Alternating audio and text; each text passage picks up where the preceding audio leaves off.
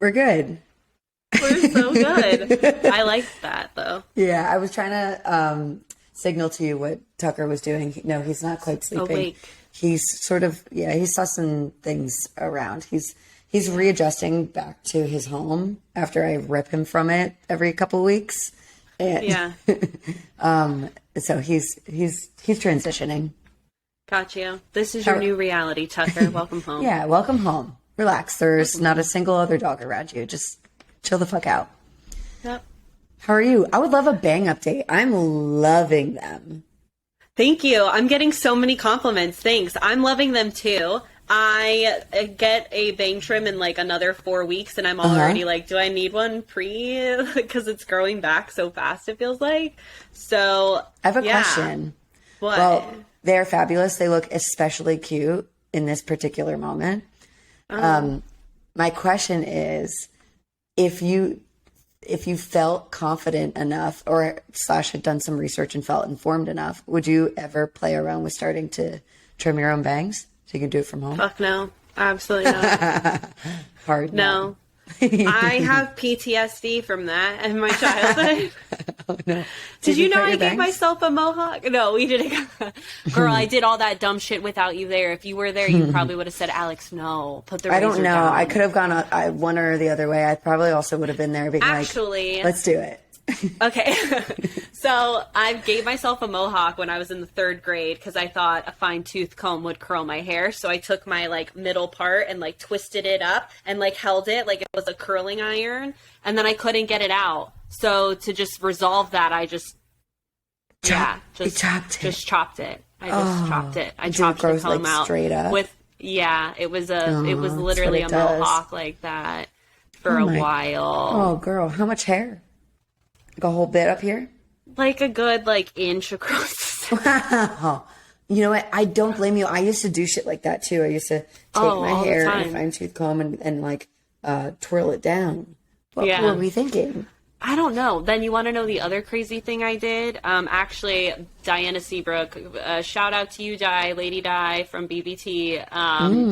We I haven't heard in a long time. Yeah, we were at FAU for that performance in remember those like dungeony dressing rooms we were in? That kind of low-key looked like the Saw bathroom from Saw 1. Yeah, a little scary. A little intimidating. A little scary. I was in there with a razor trying to trim excess, and excess eyebrow fuzz is what I was motioning to if you don't watch our YouTube channel.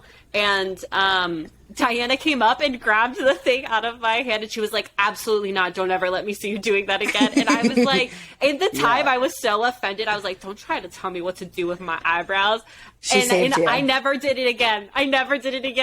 She honestly, I trusted that girl.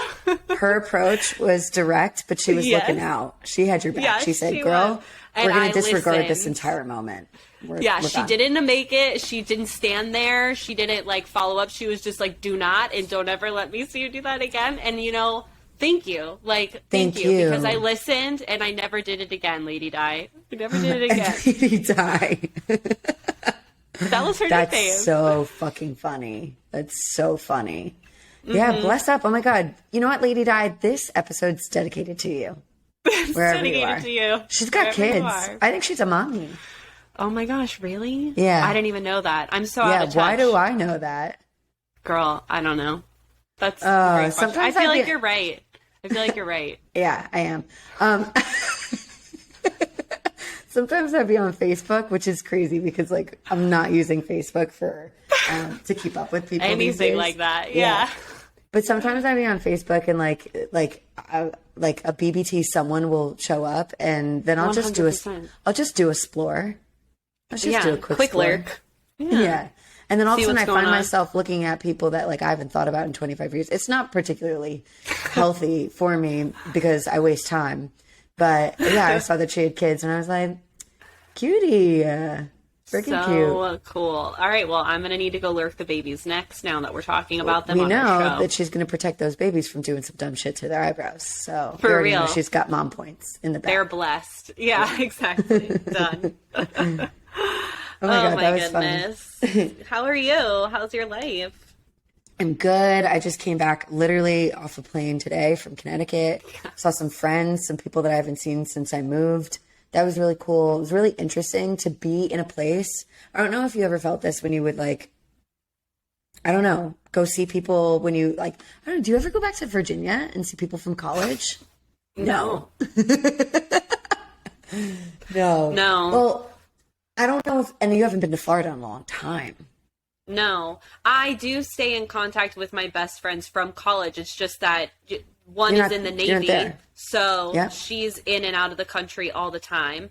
And the other ones, unfortunately, like have moved on and have families of their own. And it's just, we haven't seen Totally. each other in so long. So the relationship just kind of fizzles out, Well, So- the piece that I was going to speak to was the experience of like going back to a place that you used to live in or frequent really often. Because I didn't live in Connecticut. I haven't lived in Yes. Connecticut in many years, but I used to spend a lot of time at my best friend's house and like with all of these people that it was just kind of surreal that it was like time had frozen where I was like, this is always where I am. And then I was like, nope, I don't live here anymore. And I'm leaving. But it was bittersweet because actually I was talking to my aunt about this today.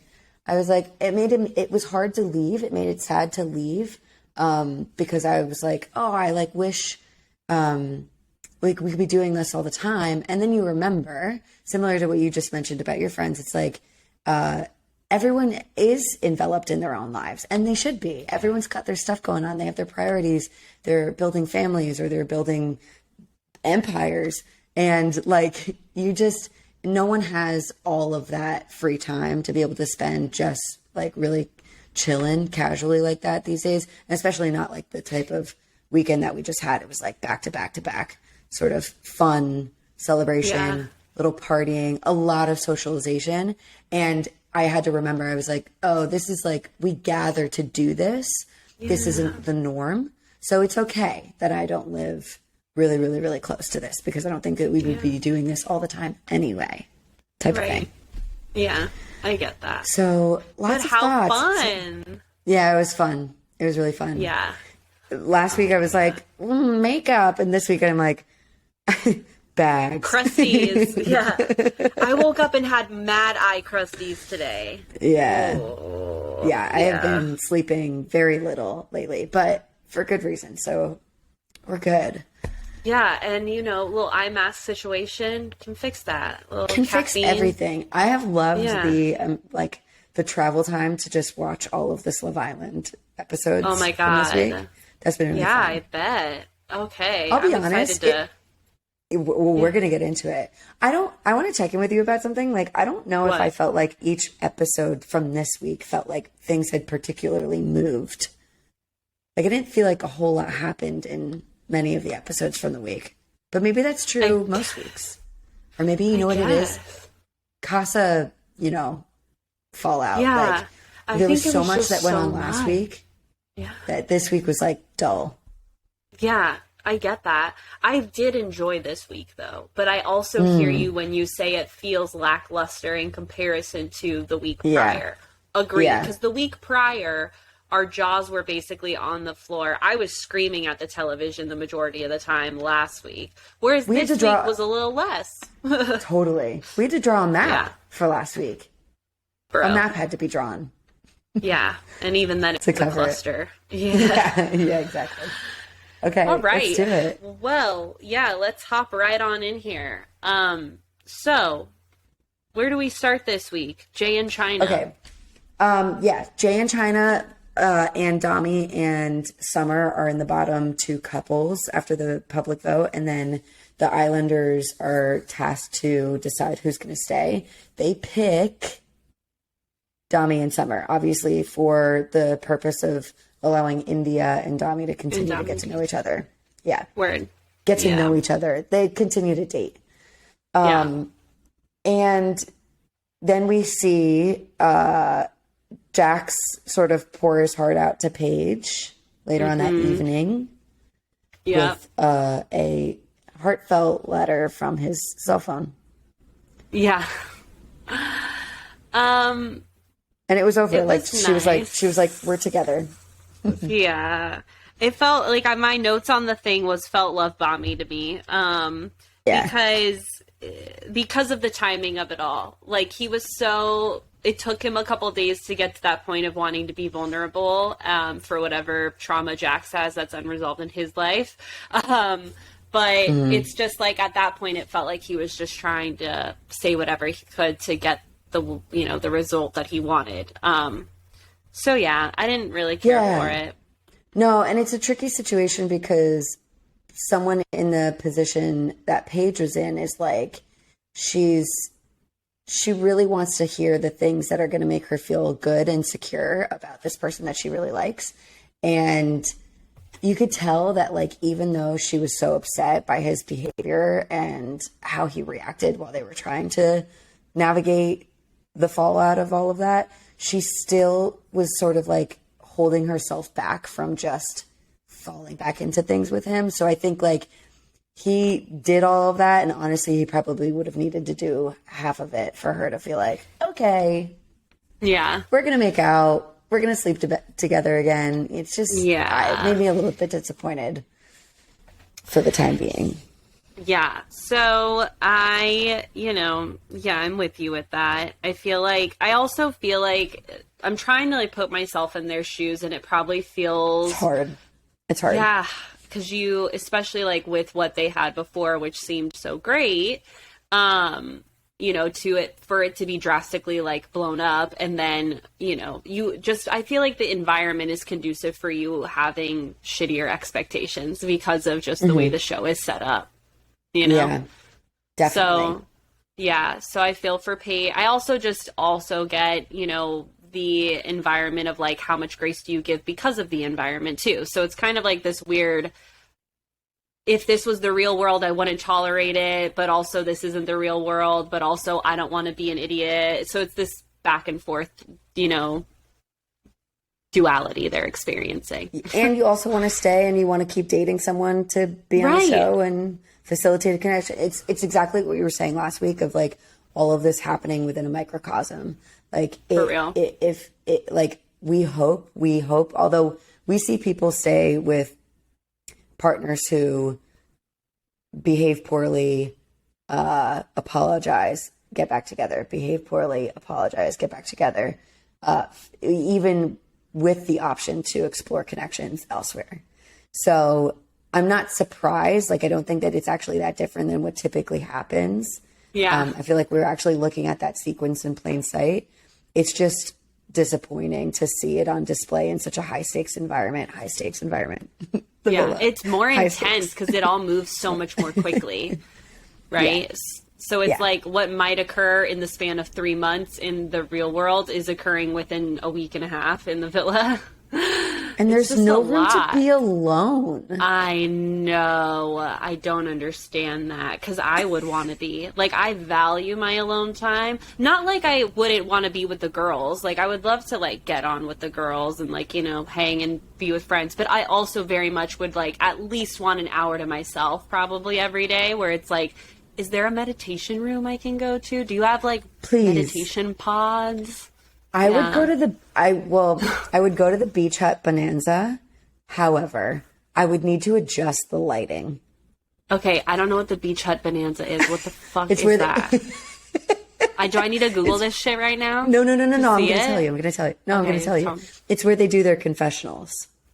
Oh. Yeah. So Ian Sterling does. He goes, it's Beach Hut Bonanza. I hear him say that. I just never knew that that's what he was referring to. I was like, what are you saying?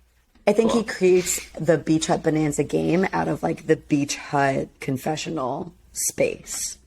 I just called it anyway. I would go there to meditate.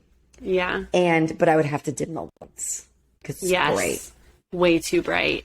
Yeah, I would want a setup like that. Just like give me basically a cushy altar and some oracle cards and some incense and leave me alone. That bathroom, like there's two bathrooms because there's like toilet bathrooms. I want the soaker tub. What the fuck? I'd be in there every goddamn day with some bubbles.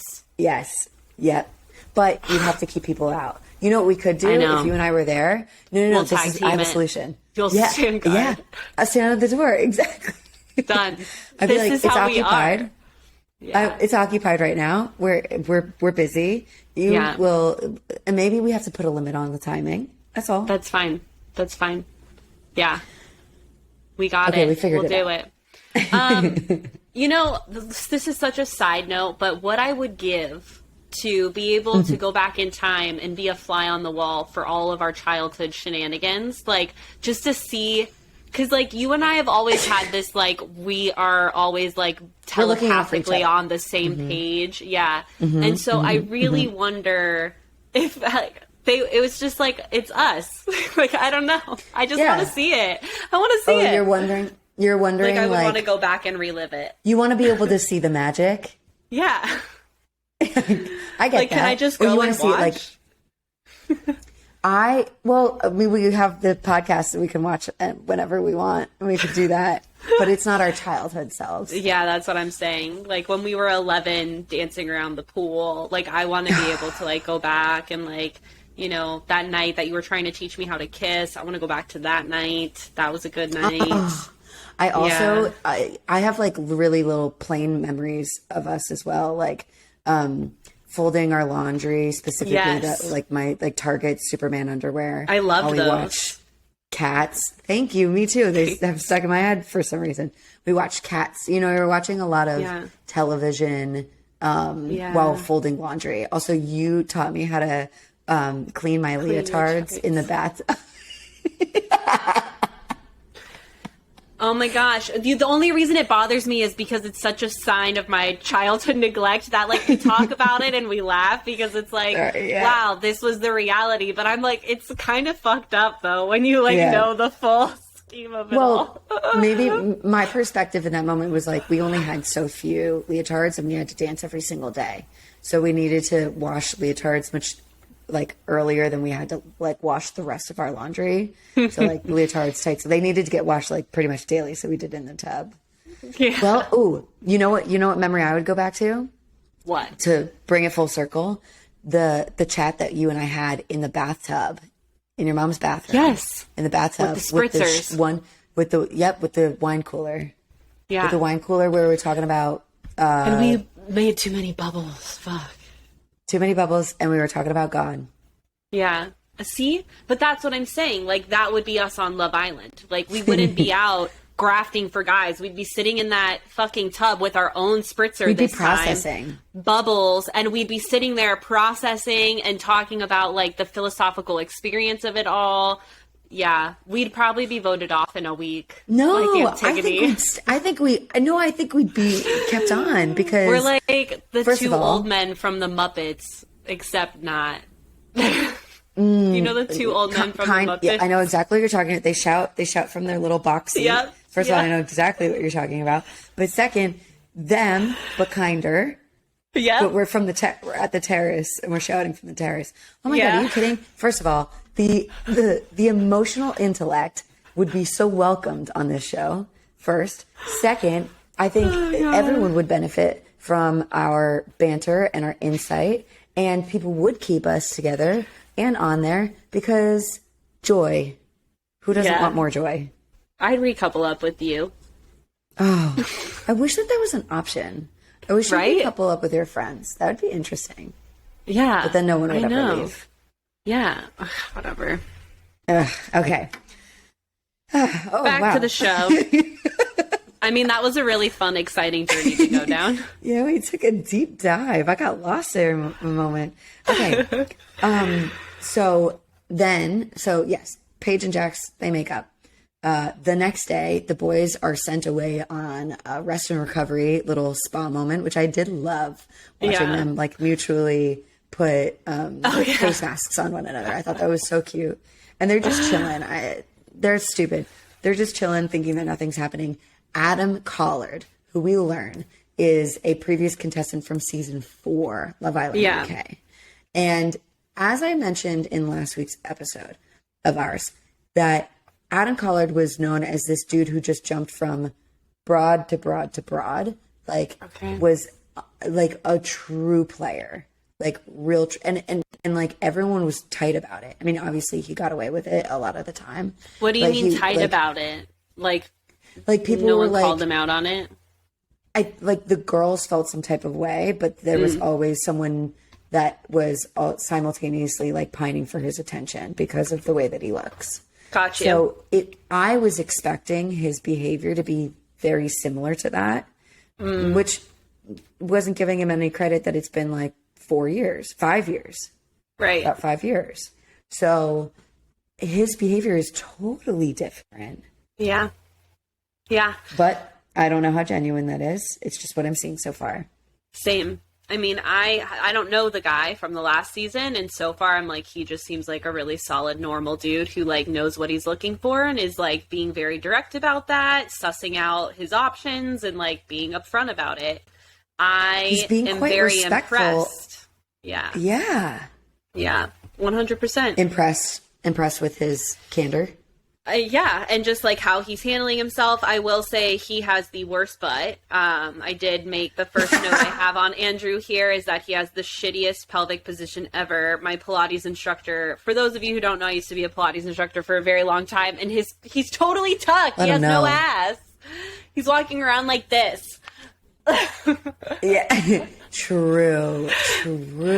He does. You know who also kind of looked, it's interesting. Recall to a previous episode, because you said Jax had a really nice butt in previous episodes. But he also tucks, or maybe I'm thinking of Is Andrew. he sway back? Yeah, Andrew kind of tucks. He also doesn't really have the best butt. Yeah. I'll be looking at their posture. I'm about to go watch Unseen Bits and go take a look at everyone's posture. Yes. Well, I just watched Unseen Bits for the first time. It was cool. Fun. Yeah. But just for Ian Sterling alone. I love him. I love Ian Sterling. He's so fun. Yeah, he's okay. Anyway, best. So Andrew, I mean Adam, fuck that guy. He so far for me, I'm okay with him, but I do want to take a moment really quick to say this is why prejudices are so interesting to me, because it's like, you know him from a previous season, so you are like hesitant to like trust this new version, whereas I don't, so I'm like fully open to trusting this version. And I just think that's fascinating because it's not one is right and one is wrong. It's just two different lived experiences that very much impact how we move forward in our experience. And this is why being self-aware is so powerful, because without that, it really impacts the way you decide to move forward, what words you say, what actions you take. So just want to throw that out there because I think that's powerful to note. Perspective is definitely everything. I think it's also a pretty good example of like, let's assume that everything that we've seen from Adam so far is genuine and pretty authentic.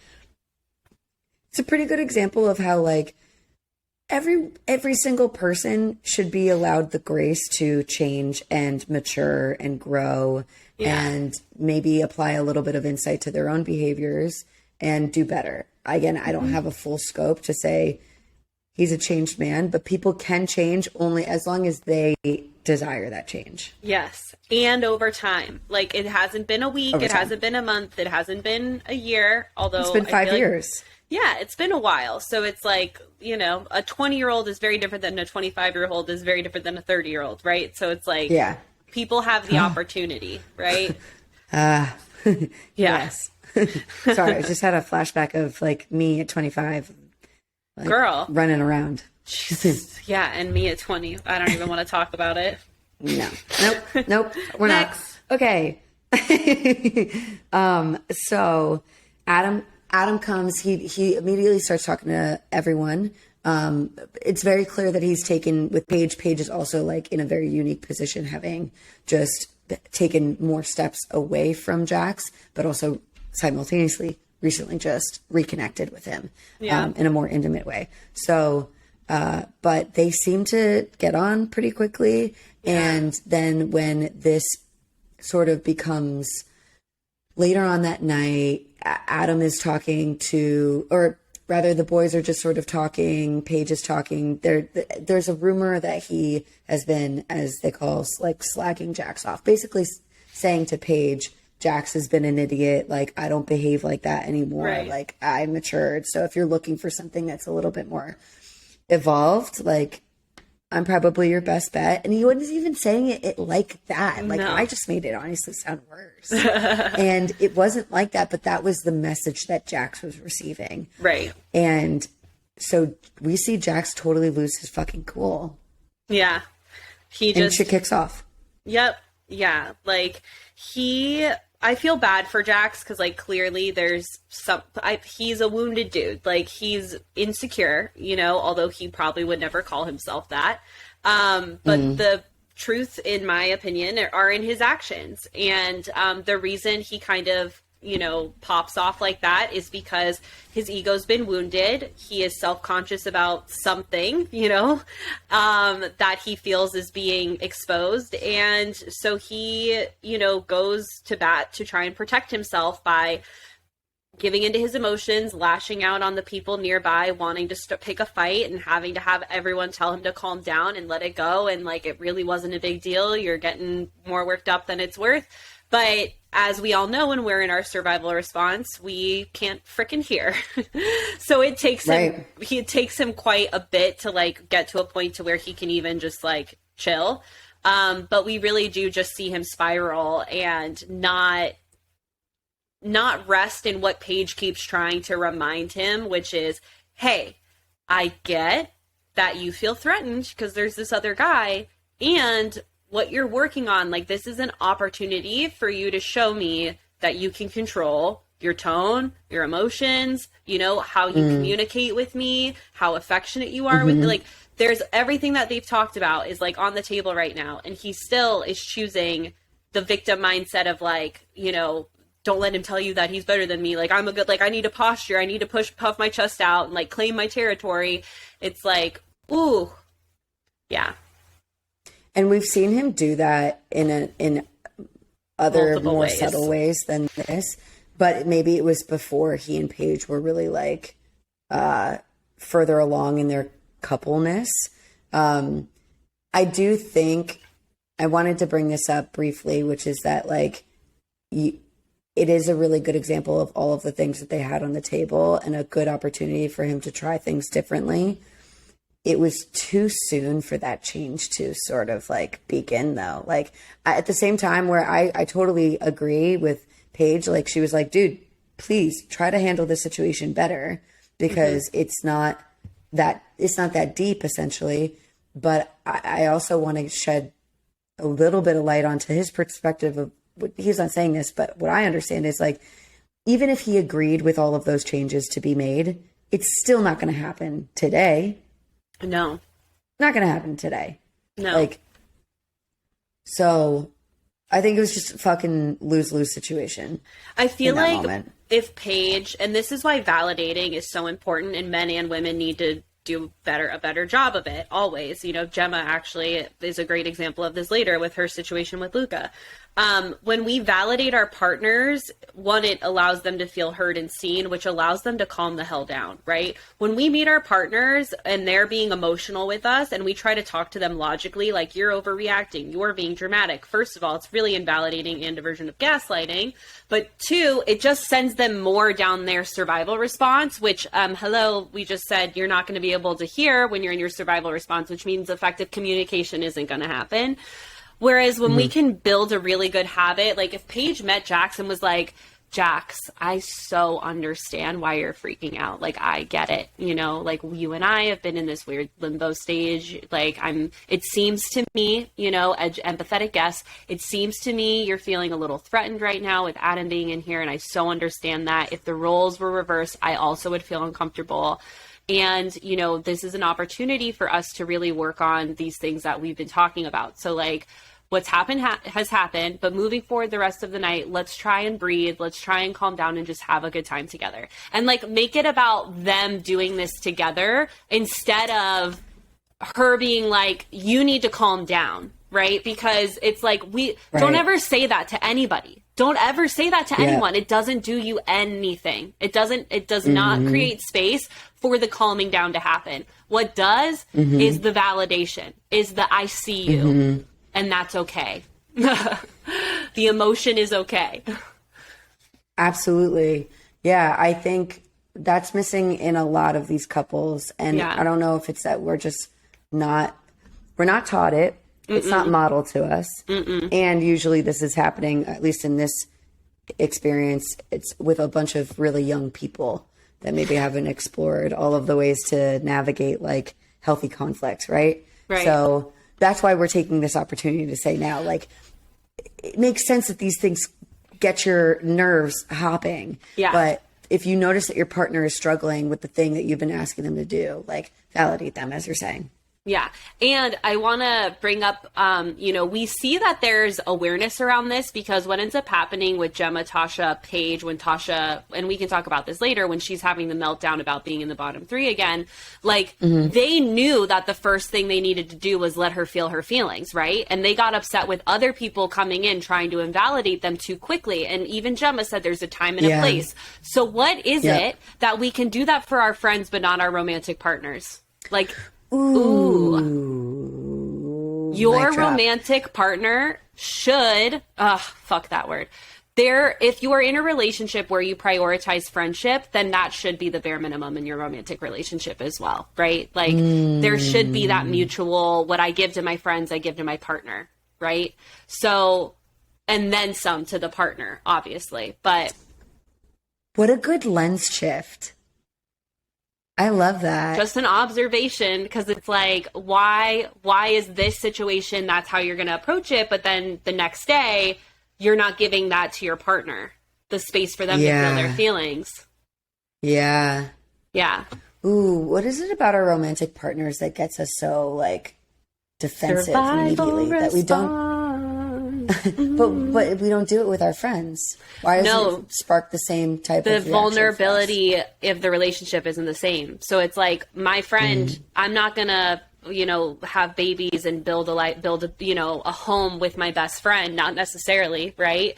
Whereas with your partner, it's like that level, I know, that level of vulnerability where it's like you live together day in and day out. There's this like quite literal like blending of lives, where we feel much more at risk when things disrupt that connection. There's more fear attached to it because there's more at risk. Whereas like with my friends, it's like, I'm not going to lose my home. I don't need to change apartments if my friend and I have feelings about each other, right? Like, I don't need to, move if I have kids with someone, for example, like it's not going to disrupt their life. Like, there's just so much more depth to romantic relationships that we might not experience or equate to friendships. So the fight, flight, freeze, fawn response is not the same. Yeah, it doesn't fire off the same alert signals that say time to protect yourself. I feel friendships, if not anything, really fire the fawn response more. Like we all want to validate our friends, and sometimes maybe not in the ways that we do it too much. Yeah, absolutely. And there's like a lack of accountability. So it's like it's just interesting. We see this with Ekin Sue regarding Tasha. And again, thank God. It doesn't even matter to like go into the details because we will get into this later, but we do see how Ekin Sue she's like sharing her totally biased opinion of the situation that Tasha is emotionally navigating in that moment. She has such a clear perspective of it. But when she's checking in with Tasha the next morning, and Tasha and her have a very close relationship. It's weird. It's actually really interesting to see her feel so decided about that behavior without any concern about her friend. Okay, story for another time. Let's go. What were you going to say? Let's go. No, nothing. I just have a lot to say about it. And and then in the morning, like you said, total fawning.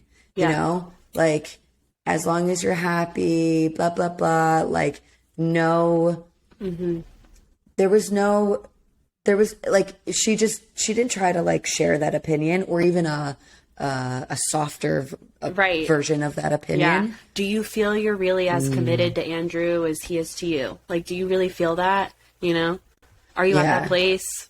Do you feel like you know enough about your connection with him to fully commit? She was like, good for you, babe. Yeah. Okay. All right. We're jumping.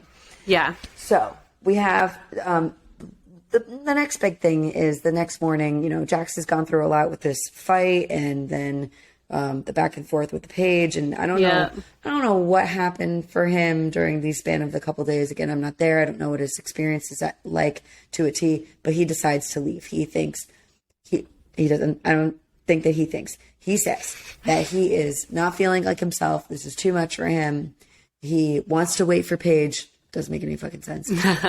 Wants Paige to stay. Doesn't really make any fucking sense. And wants to go. For me, what I was seeing in like a nutshell was avoidance and like disengaging. Yep. Running. Yeah. Yeah. There was also a part of me that was wondering if this was a test for Paige to see. Here's what I think happened. I feel like, of course, Alex sees the like sinister side of everything because that's what I'm like I'm ready looking for. Anyway, a part of me was curious, although after watching After Sun, I no longer think this, but just so that everyone knows where my brain went.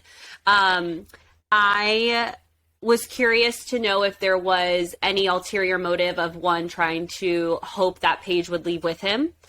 Because I think Jack saw what Adam wanted to pursue her, and it freaked him out because after what he just did in Casa, he felt that his, efforts with Paige were not going to outperform Adam, coming in and being this more mature version of himself. And so his way of either avoiding, being single at the villa and that embarrassment of like, what you tried to do with Paige wasn't good enough and she chose someone else still, like if he left because of that.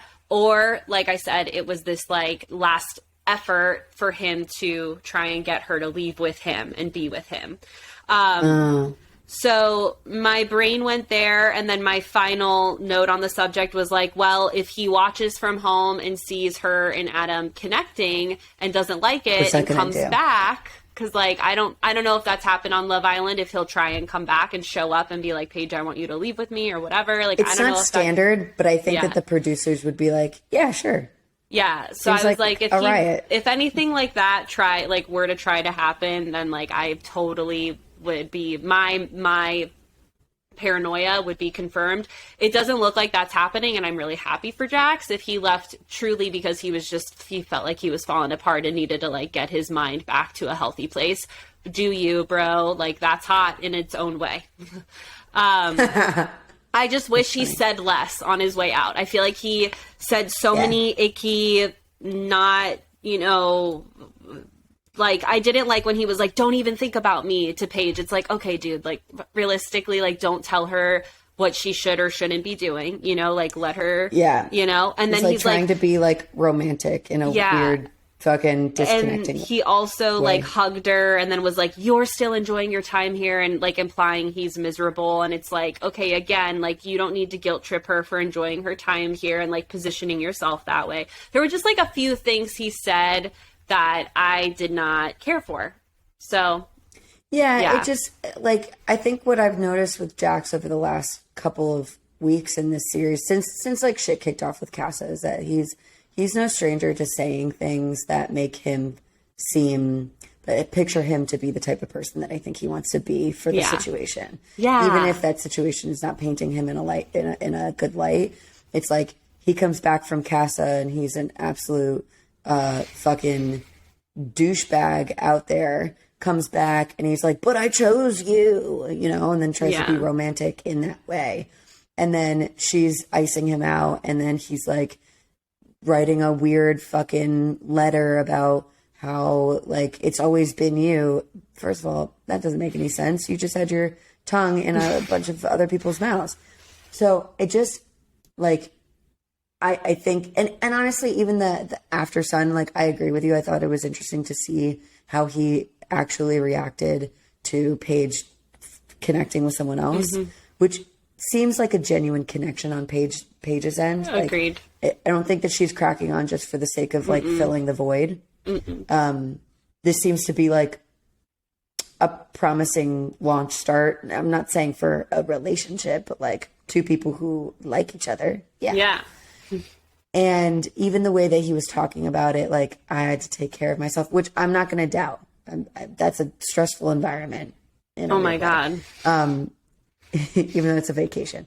I do think though that like he tends to choose words and phrases and statements that make it seem like I just really, this is who I am and I had to take care of myself. I don't know. It's just not reading as genuine, and maybe I'm battered and broken and bruised from his behavior, but I will die on that hill. Yeah, I'm with you. I think that intuitive, like, knowing of, like, something's not quite right is something we all need to listen to. I think too often we're told to ignore that in so many different subtle ways in our day-to-day lives that it's like, no, like, I'm just going to listen to my gut here. Like, something in my system, this doesn't feel right. And to be honest, there's no fucking way that this dude behaves like the way that he did at Casa before he was on a broadcasted television show is going to come back from said broadcasted television show, live show, where people are now immediately aware of who he is in his country, in his hometown, that he's not going to be fucking. I know. He's going to be fucking. Yeah. I'm not even... Already don't try to fucking Guaranteed. tell me. Exactly. Don't try to tell me that dude's not smashing. So I'm just not hearing it. And that's actually what I wish that in my ideal world of Jax leaving, because you know what's funny is that you said this last week. You were like, I think Jax should go, and then someone else should come in for Paige. And that's exactly what the fuck happened. Done. Crazy. In my ideal world, I wish that he was just like, instead of this, like, I'll wait for you, blah, blah, blah. I want you to be my girlfriend. If you really wanted to be my boyfriend, you would stay here and you would get your shit together. Like, that's what you would be doing. Yeah, exactly. But instead, I wish that he was just like, listen, you deserve better. I fucked up. I need to go work on myself. Yes. I'm gonna go. I statements. Do what you gotta do. So happy to meet you. If you happen to not find anything else, hit me up when you're out. Peace. Like, that would have been a genuine, but it was just this like, woe is me, and I didn't like it. Yeah, exactly. Yeah. It was like Shakespeare. Yeah, it was like, all right. It was Shakespearean on like, but not well written. Lots of alcohol. Yeah. Anyway. Next. Okay, so he leaves. Davide gets sus with Ekin, which is like obvious. Yeah, just want to say that. He gets a little weird with her, but I can't remember why in this earlier part of the week. He sees her shift when Adam's around. Like, he can sense that. So he confronts Adam about, like, what did she say to you? And Adam was like, she didn't say she's 100% closed off. She also didn't say she was 100% into it. She was respectful of her connection with you. But I'm like, no, she wasn't. She confirmed when Adam was like, do you feel like it's more of a friendship connection? Ekin was like, I think so. So, nah, haha. That's a quote. So run it back 2 episodes ago or whenever that was. This was not the first time. This was not the last time that Ekin poorly misrepresented her own factual behavior. Yes. Yeah. So, so that plant is first laid for that, because then we have a couple that end up coming out. Yeah. But the two of, like, Ekin-Su and Davide really continue to, like, really lean into one another. They're the same. After that. They're the same person, just it manifests differently, I feel, Like, and also, honestly, I don't even want to say they're the same person, because that would imply, like, Davide's lying. He's not. He's not as fake as she's mirroring him. You think she's mirroring him? In some cases, yeah. I think she's just straight up.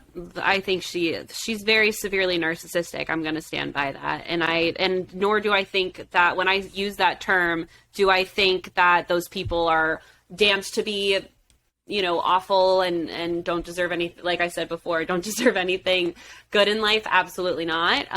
That girl is deeply wounded and, like, needs love. And that's, like, what fuels these really toxic behaviors that she has. But Davide on the other side has, like, an inflated ego and sense of self. Which a lot of people think, like, that's the only version of narcissism, is, like, the grandiose, like, I'm such hot shit. But there's so many different flavors and layers to narcissism. But with Davide, what I appreciate about him is I think he's more true to himself and what he wants, which we don't get with Ekin. Ekin's, like, her feelings and decisions change when the wind blows, So it's like... It would be really interesting to see Davide in a relationship with a stable person. This show, with a stable person that he has known that he can trust. Yeah. Because Davide has been one to like react quite quickly to like the slightest change, but I do find that it seems to be a learned response from what he has already come to know and believe with her again. Yeah. Yeah. Like from the beginning, she lied about the Jay thing, which was their first blow up. And after that, he really shouldn't have gone back. But he keeps giving her these chances because she knows how to play the game, you know, and convince him. I also think he laughs off too many things with her, like especially towards the end of this week's episode. You know, they poke fun at the fact that it's like, wow, we haven't fought recently. And it's like, okay, but guys, come on. Like, that's not something to laugh about. You know what I mean? Like, it's just, so a part of me is kind of wondering if Davide is just riding out Ekin till maybe something else better comes along for him. But I also feel that he has a good enough sense of self that he would just leave if he really wanted to do that. So I can't quite figure out what his deal is, as far as why he keeps allowing her to get away with what she gets away with. Because he definitely feels connected to her. He feels connected to her. I just think that at this particular stage, it hasn't outweighed the things bad that he has problems with. Yeah. Okie doke. So we have that. Then after Jax leaves, we see Adam and Paige really continue to blossom, even though Adam is at the same time trying to pursue Danica. Which there's a little bit of a connection there. Yeah. But nothing to write home to. I know.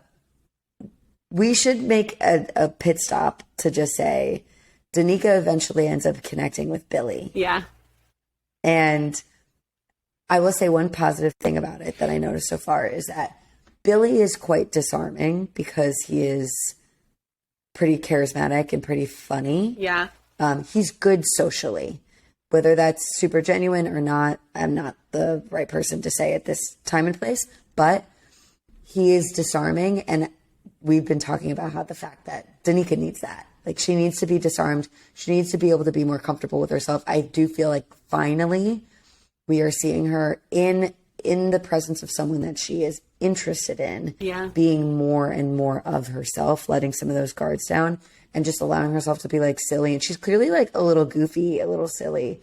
I think she just likes to keep a lid on it around boys. Interesting. Yeah.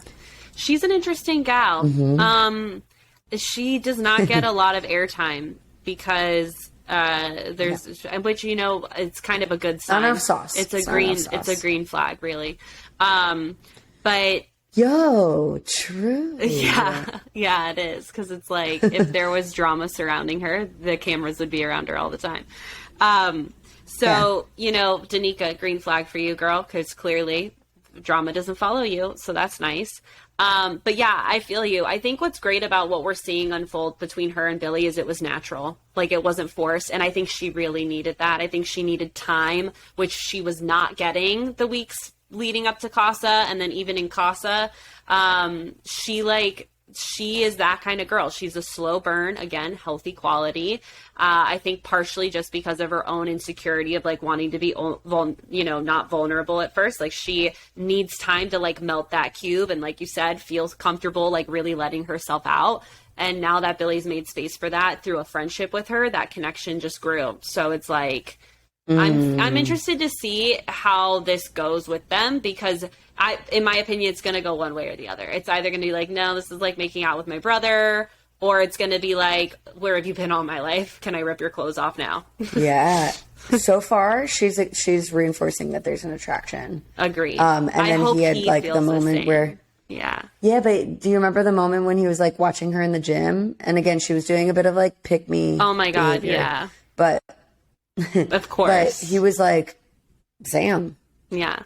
Oh, he was into it. He'll fuck her. I'm not worried about that. It's the long term. It's the long term thing that I think anyone in that villa would fuck Danica. I don't think that's a question. It's just like she's fine. Yeah, it's just like who's gonna choose her for more than that? Love her. Yeah.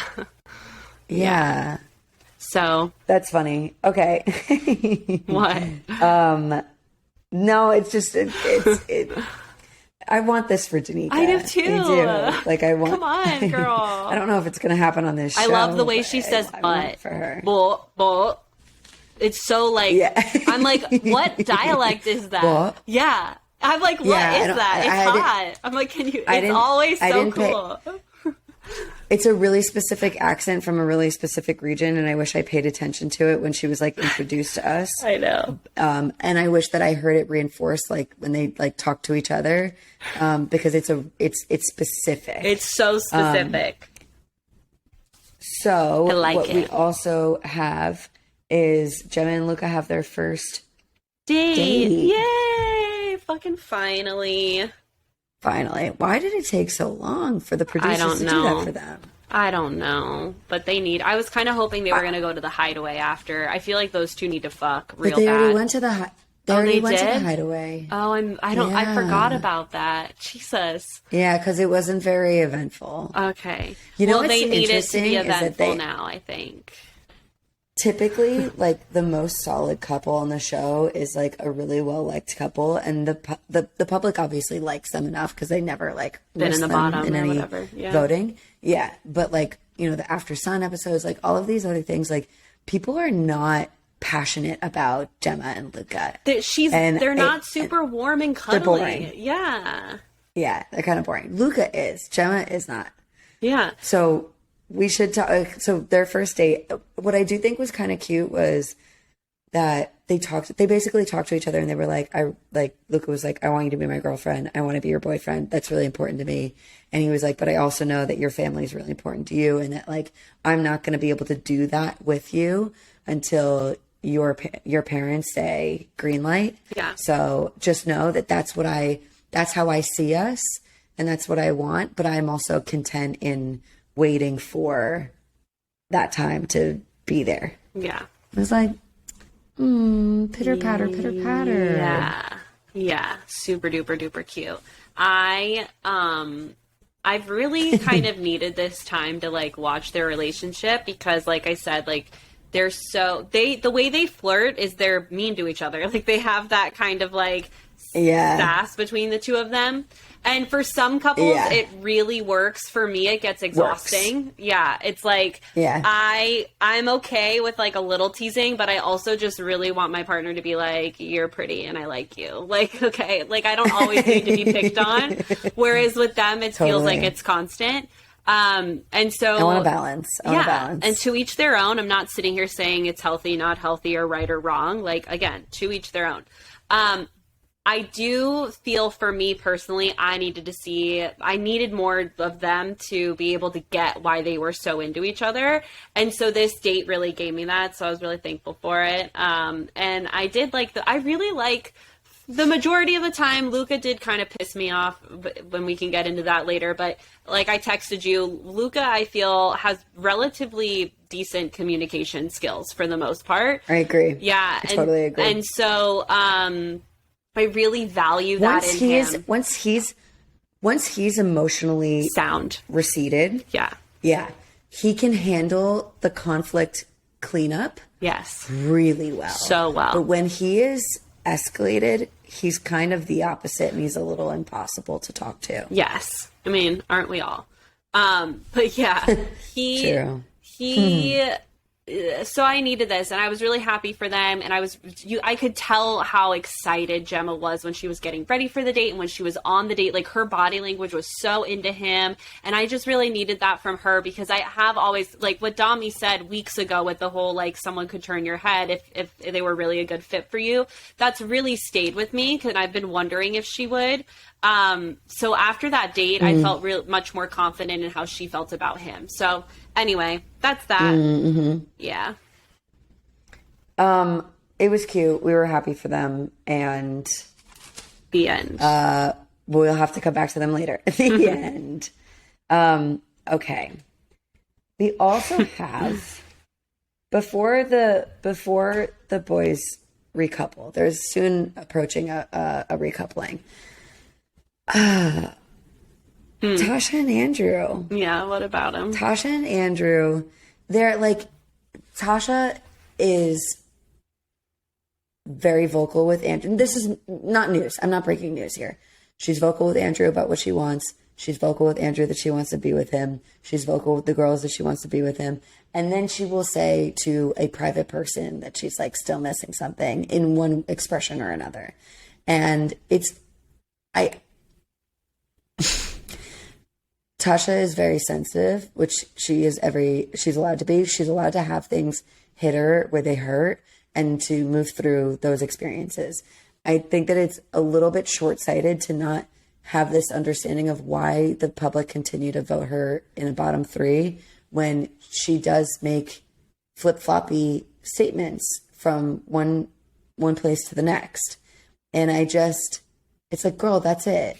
It's like, it's not about you. It's not about what you look like. It's not about like, people are not coming for your character, although maybe this is an example of character, but it's like, you're inconsistent, and that's what people are unhappy with. Mm-hmm. Yeah. What'd you think? Yeah. Well,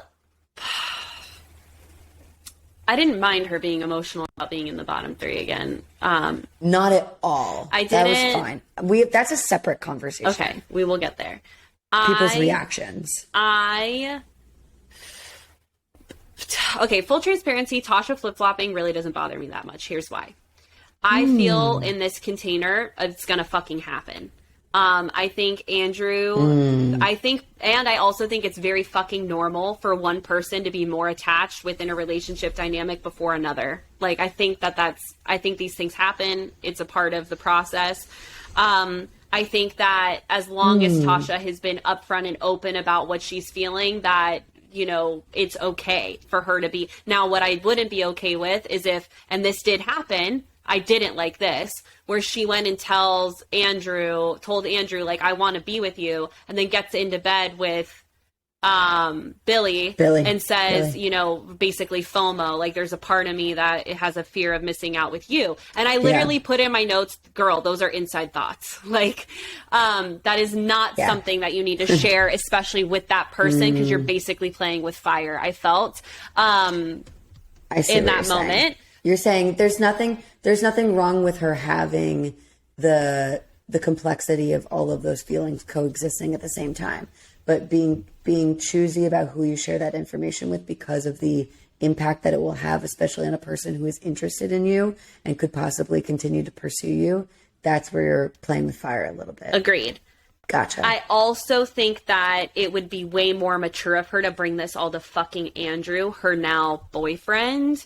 Because if she really wants things to work with Andrew, she needs to be upfront with Andrew about what she is missing or needs more of in that relationship, right? So it's like, girl, so it's like telling Billy that it's like, there's a part of me that's like fear of missing out on you. Get more fucking specific, because there's clearly way more parts of Andrew that you have FOMO about, fear of missing out on, right? So it's like, what is it about Billy? Okay, he brings out this fun, flirty, playful side. What does he do to make you feel that way? Get aware, like, bring that curiosity, that awareness forward and really sit with it, and then communicate that to your partner. Hey, Andrew, I love what we have going on here. This is like the paraphrased Alex version of this. I love what we have going on here. And what I really would love to see us work on or improve or implement into our relationship is more flirtation. And here's what really works for me. These kind of conversations. When I'm over here making breakfast, come slap my butt.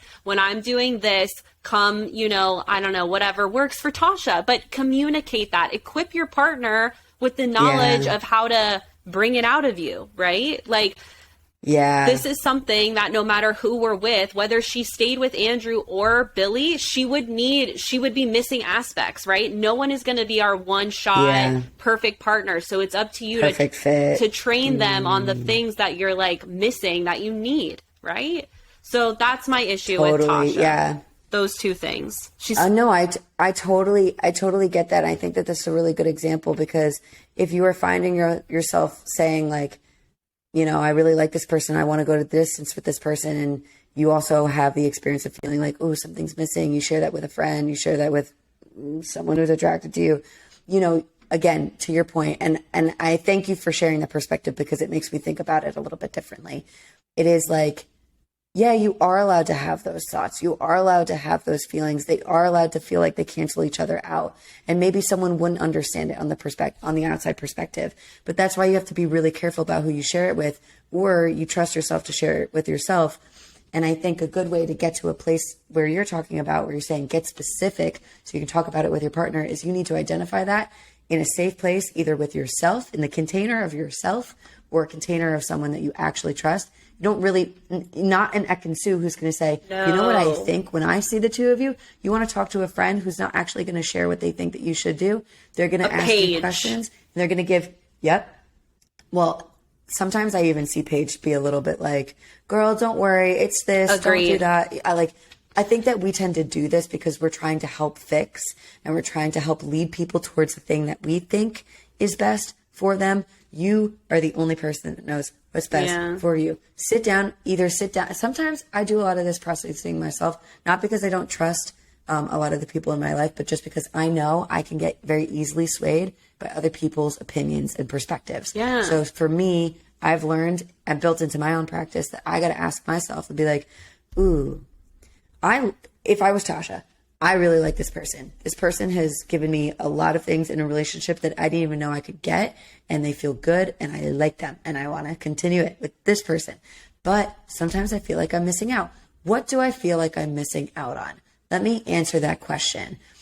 Maybe it's this playful side. Okay. Anything else? Maybe it's the lack of physical touch. Okay. Anything else? Like, wait until the bottom, you've hit the bottom of the well. Yeah. Right? And then give yourself that space to be like, now what does that actually look like? What does that sound like? What do I feel like I'm missing in an everyday experience? And then how do I talk to my partner about this in a way that they can understand it and listen to it? You can do that with a friend, but it's just got to be the right fucking person. Yes. Yes. Yes. Yes. That is the way for all my Mando friends. This is the way. Yeah. Okay, yeah. So that's my issue with Tasha, and I really feel if she could fucking master that, her and Andrew would really have a shot at making this work. They would repair a lot of the stuff that they've been through. Last week we were like, how are they ever going to ever facilitate any trust with one another? I actually see them to be a stronger couple this week than I expected from them, but I do think that they need to do that work to share with each other instead of just only fighting for the moments that feel really good and really close. Yeah, exactly. Yeah. Okay. So the boys do eventually recouple, and we see also something honorable mention that Josh and Summer are connecting. Yeah. More to Josh come. couples up with Summer. More to come on that. Adam starts off and picks Paige. This would have been a very different recoupling if Jax was still there. Oh my God, yeah. So because Jax is not there, we have a pretty even split there. No one is left single in the villa. So the obvious people are true. Tasha and Andrew, Gemma and Luca, India and Dami. But we have Paige. Adam chooses Paige. Billy chooses Danica. Josh chooses Summer. And Deji chooses Coco, who unfortunately is the last person standing. Awkward. Nothing else to say about that, though. There's really nothing there. I always sort of wonder, I mean, we see it with Summer and Josh, but why aren't the new Casa people, why aren't they fucking putting some work in with some of the other new people? I don't know. Time to make some shit happen. I don't know. I don't know. Yeah. Okay. Then we have an immediate, that's the public vote. Okay, so I want to talk about the villa's reaction to Tasha's emotional reaction to being in the bottom three. Before we jump there, just to say, bottom three end up being for the guys, Josh, who is it, and Andrew? Josh, Andrew, and who's the other guy in the bottom three? Deji. And then the three girls are Coco, Tasha, and Summer. And Summer. so, yeah, they end up... Coco goes. Coco and Josh go. Tasha immediately starts bawling because this is now the third time she's been in the bottom, and she's really not happy about it. So, like, again, I don't fucking care that she's emotional about it. I think I understand that. I can understand that. Do I think... I hear what everyone else is saying. Like, people are, especially what Gemma or Paige said about, like, people can be nasty and, like, you can't let other people's opinions really, like, impact you long term. But here's my issue with what everyone, especially in the kitchen, which was, like, Ek and Davide. Oh, I really did not like what Davide fucking said. I wanted to come through the TV at him. Luca, all of them were standing in the kitchen gossiping and judging Tasha for being emotional. It's like, you should be happy you have a boyfriend now. Like, even if you did go out of here, you know Andrew would have left with her. And I think if the roles were reversed, Andrew would leave and Tasha would not go home with him, which I did not agree with that. I felt like she would. First of all, yeah, they're like, doesn't fucking matter. Not that. Relevant. Yeah. And then Davide was like, she didn't cry when, you know, she found out Andrew licked some other girl's tit. And I was like, that's actually not true. She was really upset about it. And then Ekin, you know, saying what she said about her, which was like passing judgment on, I really feel that Andrew likes her more than she likes him. And it was just like, what? A second ago, you told Davide you felt that Tasha proved herself to Andrew and that you're happy for them. So, like, now, you know, however long later. Which is it? Yeah. What I really didn't like was all of that, because people are allowed to have their feelings. And this is the other thing. Everyone was like, if I was in her shoes, it's like, but you're fucking not. You weren't. You're not. So stop saying that. Stop fucking telling her that. Stop. Because all you're doing is invalidating her experience and putting your expectations of yourself onto her. That's projection. That is not healthy. Yeah. I was very heated about this. Tasha, so Luca comes over to talk to Tasha. Luca's like, why are you upset? And Tasha immediately is like, why are you being like that? And he's like, being like what? And I wanted to give her language, like, you're invalidating me. Like, you are coming over here telling me I shouldn't be feeling this way. You know, and he's like, if I were you, and he starts down that path, and it's like, but she didn't ask for your opinion. Not once. She didn't say, Luca, come over here and talk to me about this. Luca, how would you handle this? She never said that. You're coming over here uninvited and trying to push your own agenda onto this situation. And so it really just, we need to understand that when we have an emotional person in front of us, like I said before, we need to let them air out their feelings. We need to validate their feelings. We need to hold space for them, which is doing those things. And, and then we can have the logical conversation after, when they've calmed the fuck down. But do not try and meet someone who's in an emotional space with logic. You're not going to make any progress. Yeah. Absolutely. There was no compassion for her being in an emotional state that was like honestly, even just facts. Like, she's so upset. She's not she's not in a listening space to hear your prioritized opinion. Like, she doesn't give a fuck about your opinion right now. She's in her feeling. Like, you got to let people move through the storm. It's eventually going to pass. Yeah. She's going to slow down and catch her breath, and she'll be able to have a conversation. But she would have felt way more willing to hear your opinion if she felt that you supported her and were like, yeah, that fucking sucks. And you're right. Like, it's a lot of, y'all have a lot to say when Tasha and Andrew are the only two people that have been like the, early Islander, admits that would be up there in that position. None of them have had to be in that position. They get saved by the public every time. So it's like, you really don't know what that's like. So you really can't tell me or anyone that you wouldn't feel the way that I feel. That's just stupid. And two, that's can stupid. we no information. Just to shed even more fucking light on this, the reason people have large emotional responses, if you ever are looking at a person and you're like, why are they so upset about this? It's because they're fucking triggered. If you are not responding to the same situation, which, by the way, again, we just shed light on the fact that none of them had that situation yet. None of them have had to navigate it, nonetheless, thrice times.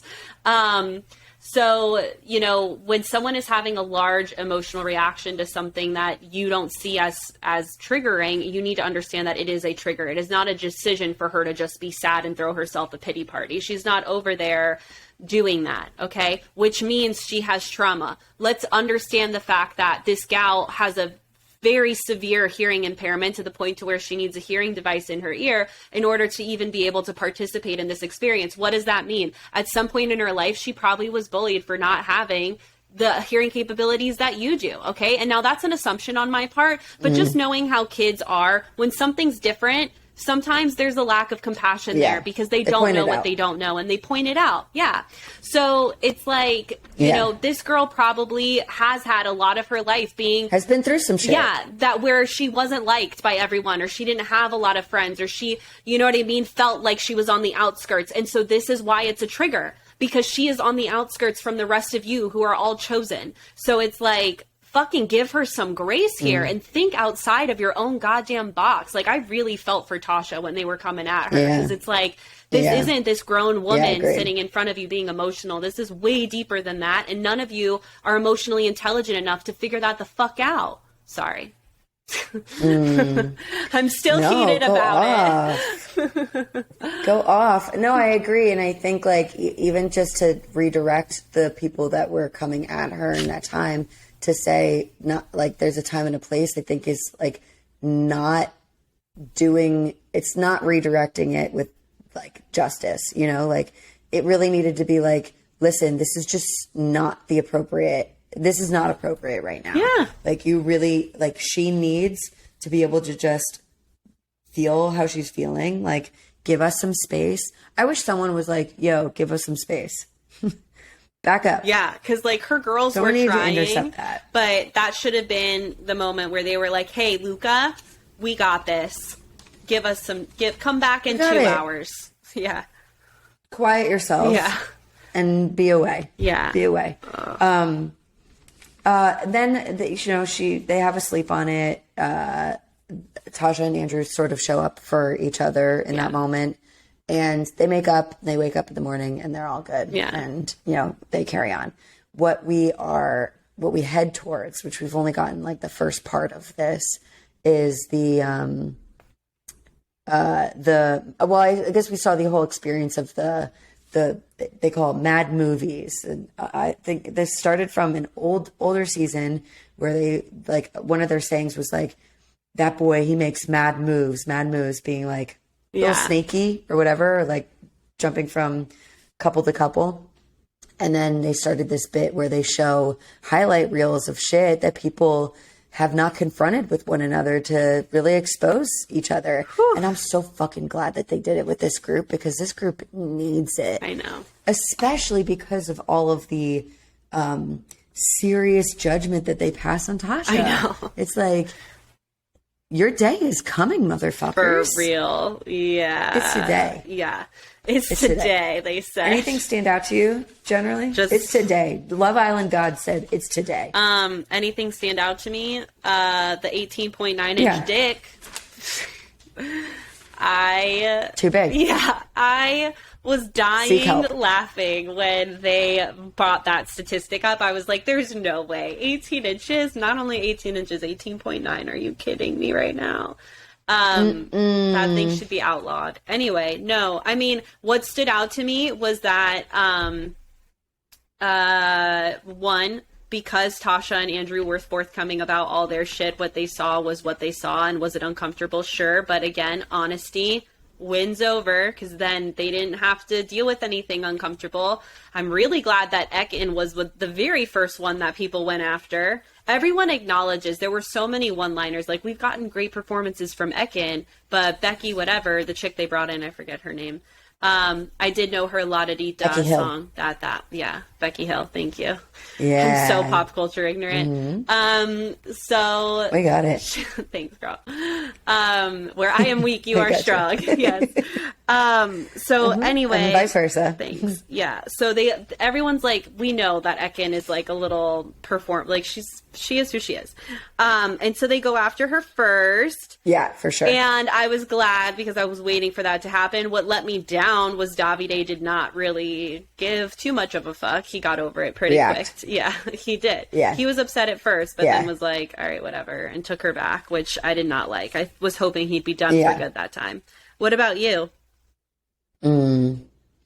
I think I guess where I'm stuck on is the Gemma and Luca communication breakdown. Oh my gosh, yes, that was crazy. In their experience. I can't. So, like, there's not a whole... This is the thing that's interesting, is because Gemma and Luca have really been connected since the get. We had the issue that was already sort of aired out with Dami, where he was like, I predict that you Luca likes you more and someone could turn your head, and she confirmed it, and that was aired out. And so Luca got to, see that.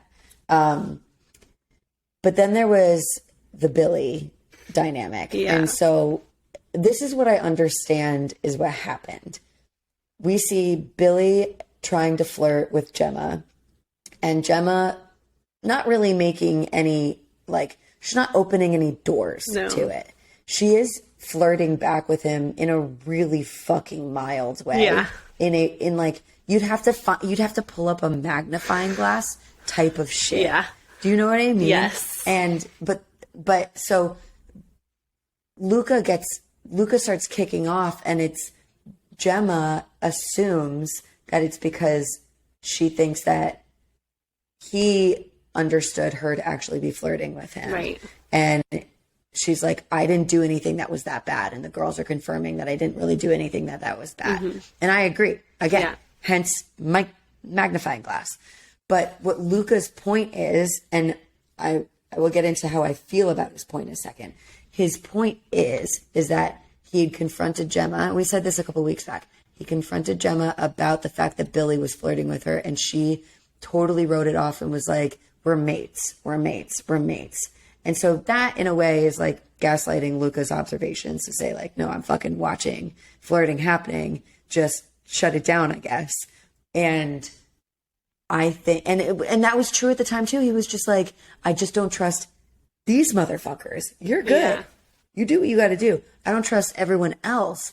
And maybe that's an issue that he has from other relationships, from other situations, or maybe it's just a thing that he has with Gemma because he thinks that she is just like 10 out of 10 desirable and no one's going to be able to resist regardless of relationship status.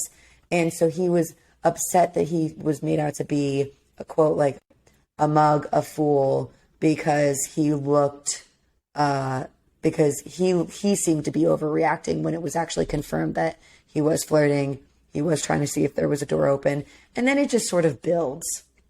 Yeah, it got bad. I think Luca is wounded in this way, and I think he needs to deal with that, because I do think that this became a bigger issue than it needed to be. Agreed. Because we're splitting hairs here at this point. Yeah. Like, and that's the thing though, is like a lot of times when okay, so tidbit, if you're going around in circles in an argument and you're like, there's not a resolve, then clearly someone is misinterpreting some form of communication. And this is why I'm like, when we can define what we fucking mean and actually take the time to talk about that instead of make assumptions about like, this is what I mean by flirting, then we would make so much progress, right? Because like, Luca this whole time has been like, there's flirting going on, and in Gemma's mind, she hears flirting and says, you like him. Like, she's hearing it as an accusation of her being interested. So she keeps saying, I shot him down, I told him no, I'm with you, I don't want to be with him. She keeps saying things like that, but that's not what Luca wants to hear right now. Luca is trying to, basically, have her admit, like, yes, there was a flirty conversation, and no, I'm not pursuing him. But she won't admit she's flirting because, again, in her mind, Gemma feels flirting equals intention behind that flirting, right? So that's really what this is. And so they keep talking in circles around and over each other. And Gemma says some pretty harsh things to him, which, look, I'm not saying, again, just because someone has an issue doesn't mean they're an awful human being. But just the way, I feel like the way she talked to him has been kind of normalized, and it's not something that should be normalized, but she says things like, why are you being immature? You're wrong. Get over yourself. Like, those are all things that no one wants to hear ever. So if you wouldn't want your partner to talk to you that way, please don't talk to your partner that way. Yeah. What? Dude, this is all a fucking, like, reinforcement of the same shit that you have been talking about in this episode so far. I know.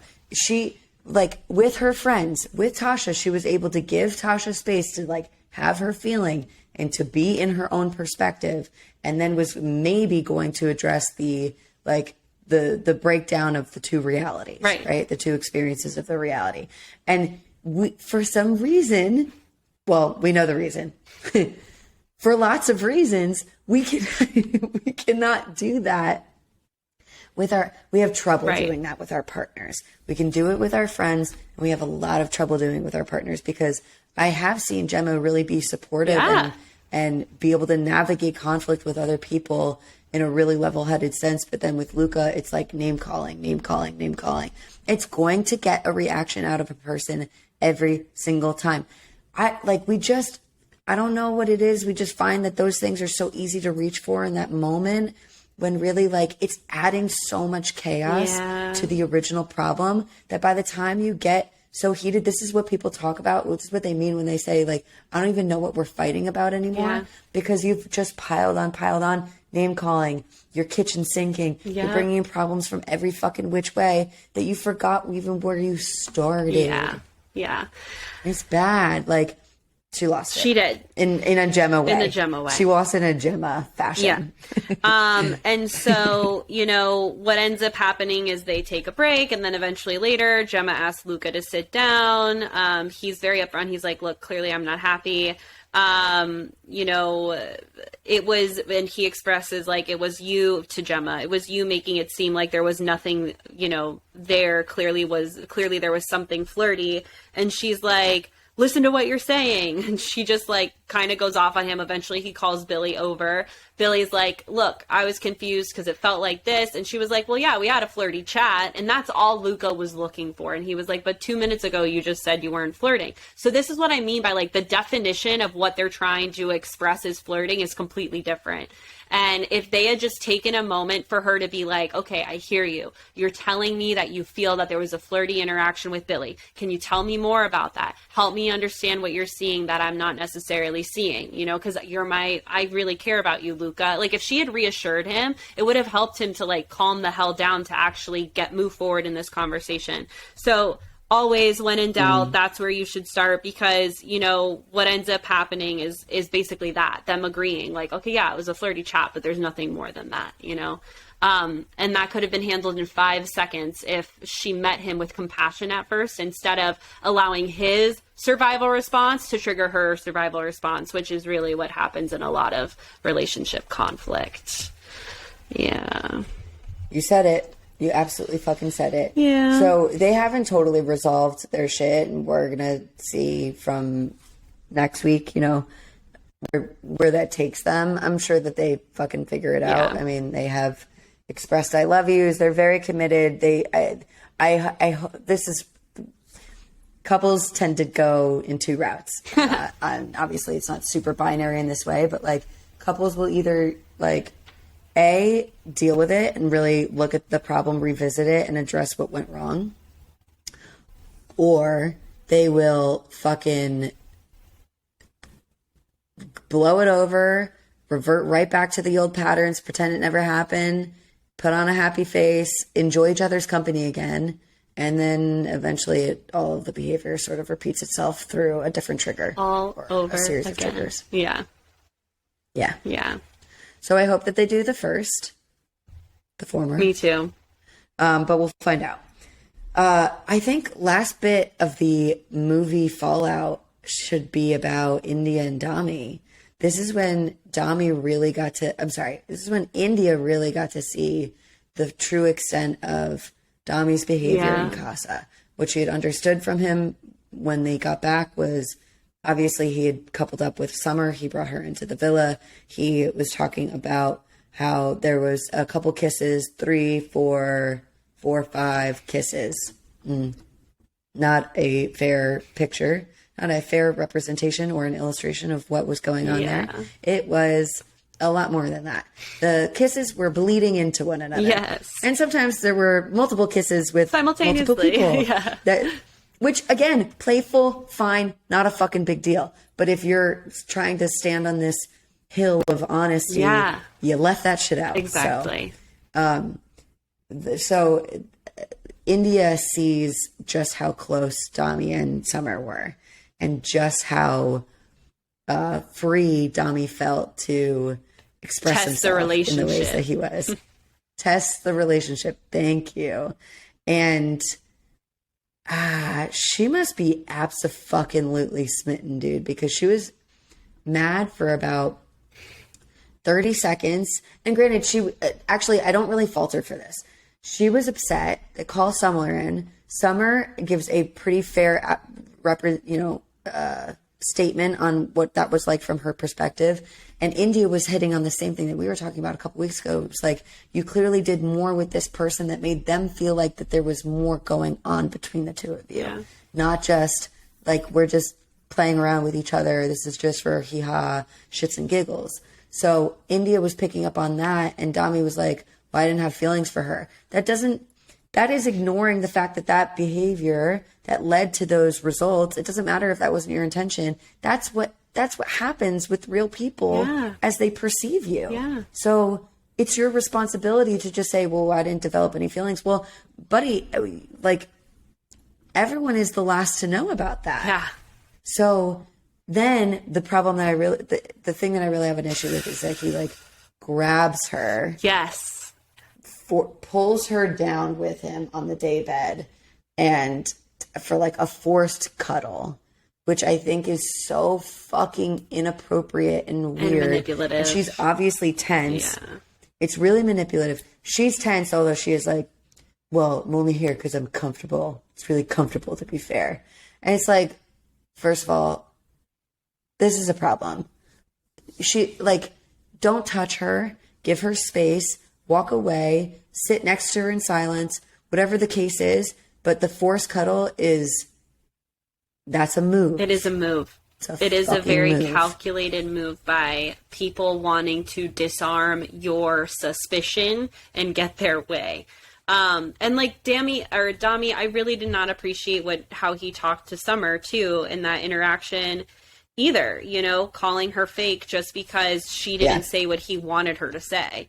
And then attacking her character for it, when it's like, you brought her over there for what? Like, India had already talked to her. You bring her over there, which again, this is also a version of triangulation where we insert other people. Like, if I was let's say I was dating someone and I was like, we got into a bit, and then all of a sudden in the car, I'm like, Bri, who do you agree with? Him or me? Like, that's triangulating you. That's putting you in a really shitty situation. So this is a version of triangulation because in his conflict with India, he's bringing in this third party to somehow, show himself as the innocent person here, which again makes no fucking sense because India just spoke with Summer.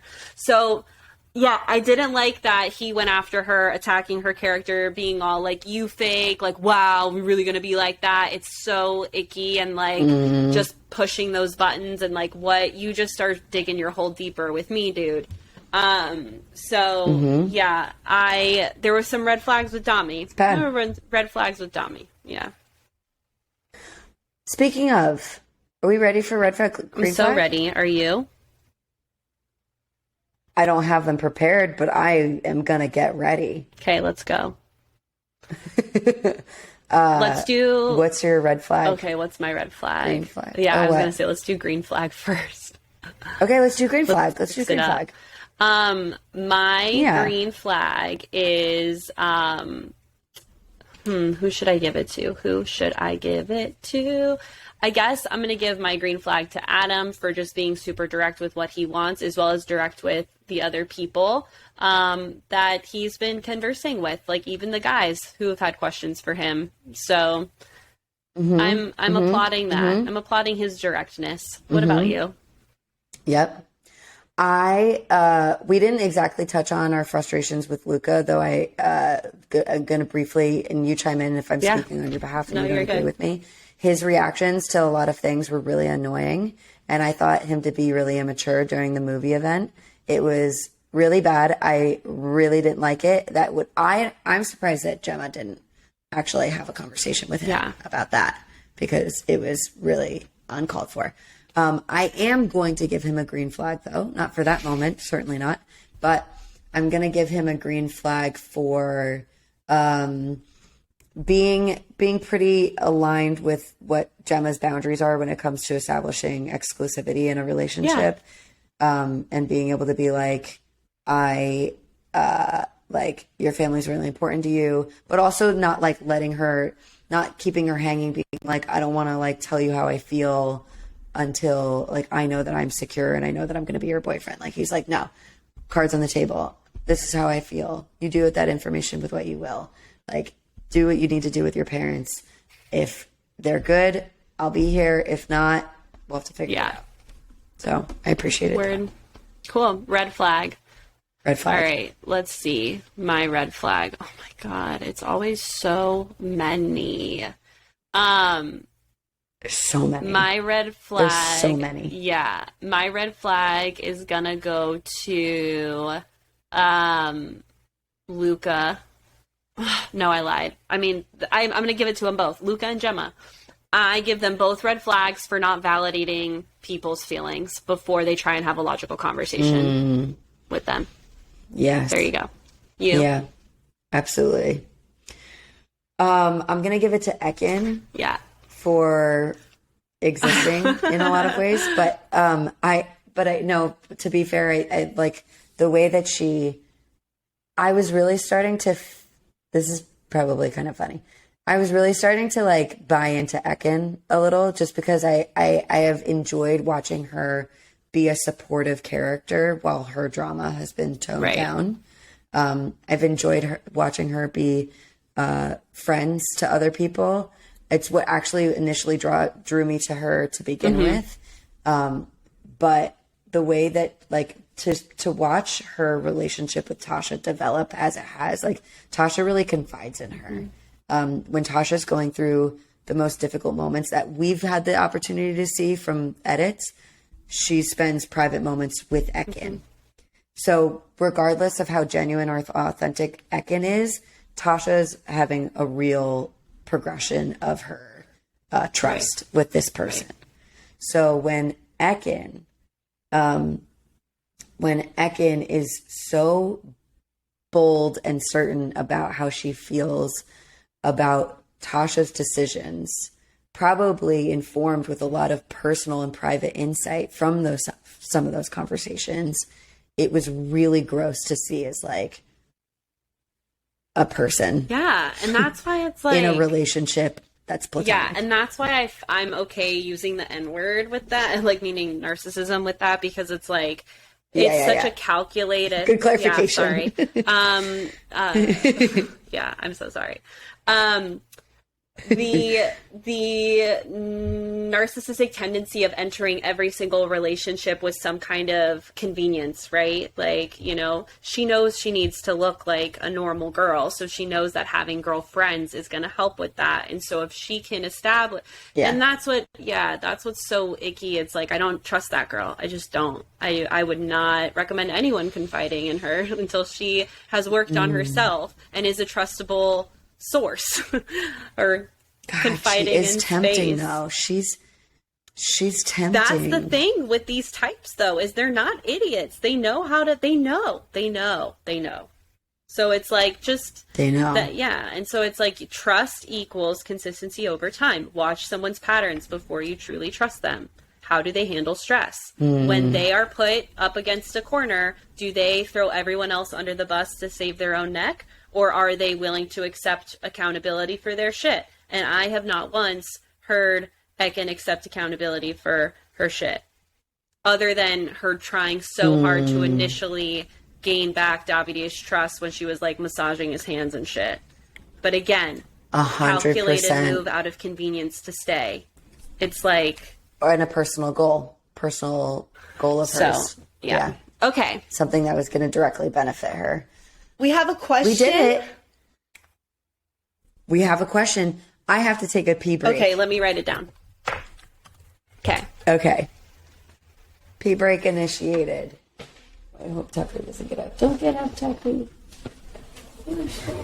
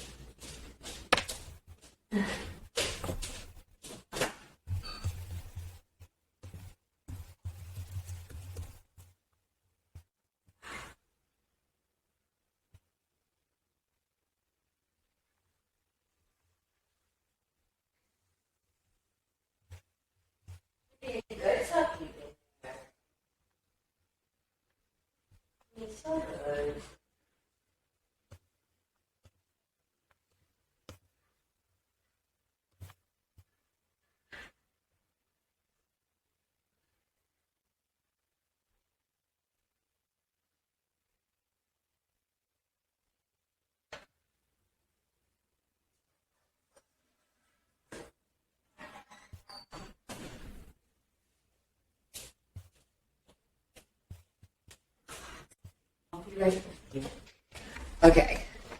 She back. Thanks. I got real uncomfortable real quick. No, we got you. Okay. So what's our question? So we have a question from our Instagram DMs, ironically. Ooh. Let me get to it. So there's some information that we are missing from this person. I do not know where they live, but bear with me. So one of our followers writes, "Hey, looking for an outsider's thoughts on my current situation. Met a guy 3 months ago. We've messaged literally every day since we've met. We went out to dinner, for walks, picnics, nights out. He informed me that he was having a female friend travel to our country and stay with him for a week. Obviously, the amount we text has decreased as he's catching up with this friend. However, he's now traveled with her for about a 4-hour drive away, and they're going drinking and staying in a hotel room together tonight." This was before the weekend. "I have previously been through a toxic relationship and have spent the past 2 years working on myself and my mind, but this situation I'm struggling to trust. I've kept my cool so far and just responded with a, quote, 'Have a nice time. I'll chat to you when you're back,' end quote. Although inside I feel hurt by this. I want to talk to him when he comes back, but I don't want to blow him. I don't want to blow up on him. Sorry. I don't want to blow him." Maybe you should. She asks, "Are we even dating? Do I have a right to feel upset? Help." She does give us an update. Cool. What's the update? A day later. Last night, about 10 p.m., this is on Thursday, 10 p.m., I asked him what the sleeping arrangements were for the night. He said, and she goes, "What are you, big spoon or little spoon?" I sent it with laughing faces. I thought that was funny. I sent it with laughing faces so he would see that I'm having a laugh about the situation and joke back with me. Instead, he replied, "I'm sleeping, then checkout is at 10 a.m. The fact he had to tell me he would be sleeping in a hotel bed sends red flags. Why did he emphasize that he was sleeping? I never replied to that message and haven't heard from him since it's 20 hours and counting since we were last communicating. I asked some of my guy friends what they think about the situation. They're in agreement that something doesn't sit right. Now I'm thinking if he doesn't reply in another 4 hours, I'll just block him. I've been so stressed all day. I feel sick." Sorry. Yeah. So, okay. I mean, I feel like if you're texting someone every day for 3 months at some point and like it sounds like they were seeing each other regularly, I feel like you are so well in your right to talk about exclusivity. And like, because here's the deal. I was going to say if they aren't exclusive, there's not much, like, in my opinion, that she can kind of ask other than what she was asking, you know, like just curious about the sleeping arrangements and like, you know, cool, talk to you when you get around. I loved the approach. She did as well as she freaking could. That girl handled it well. I think if there was an exclusive conversation beforehand, that's when some boundaries could have been requested. And like, because at that point, you know, you're in basically a relationship, right?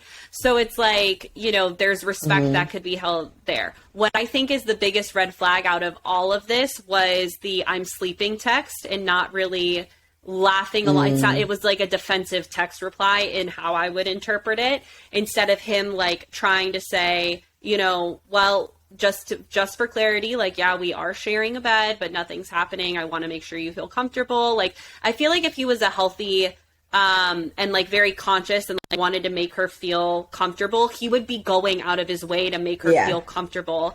'Cause I think like the fact that he told the truth about it's a female friend, they're coming in, like blah, blah, blah. This is what our plans are. I think that's great. I think that for me, where it really gets, I mean, like, obviously, if I was in this girl's shoes, I would be very uncomfortable as well with the situation, but I would want to have a lot of talks before that even that trip even started. I would just want to be like, great, like, how's the relationship? Where did you meet? I'd want to get a little bit more of a backstory. Like, is there a history there? And if not, cool. If so, that's a totally different conversation. So yeah, I feel like she did the best that she could. I think good for her for asking the sleeping arrangements in that clever, fun, lighthearted way. Like, really well done. Totally. And it's a good trick. Like, not a trick. I don't mean like an actual trick, but it's a good tactic because if you do want to bring up something that is important to you, but you know that you want to be conscious of tone, to bring it up in a lighthearted way, but while it's still being quite direct, is a good way to initiate a conversation and have it start from a level 1 instead of going immediately to a level 10 of like, well, what's the sleeping arrangement? I'm really upset. Blah, right. blah, blah, blah. First of all, you're allowed to be upset, but you gotta warm your partner up to the fact that there is something that you're now concerned about, and that's you have to be very tactful, careful about that via text message. Especially text message, because so much is lost in tone. Which is why when he doesn't reciprocate the